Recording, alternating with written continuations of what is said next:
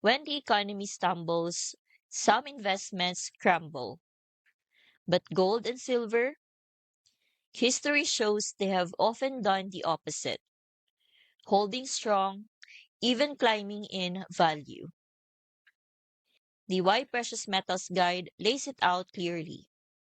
During the high inflation of the 1970s, gold's price soared as the dollar's value sunk.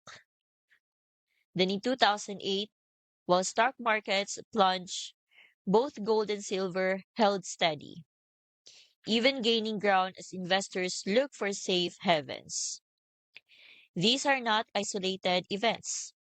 In multiple economic downturns, precious metals have shown a pattern of resilience, often moving in the opposite direction of riskier assets.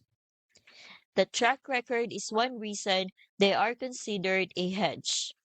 They're not just about potential growth, but about preserving wealth when other parts of the market are shaky.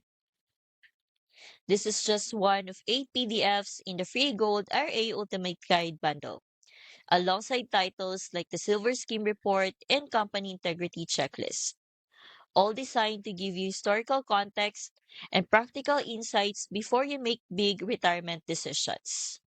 I've linked this one in the description.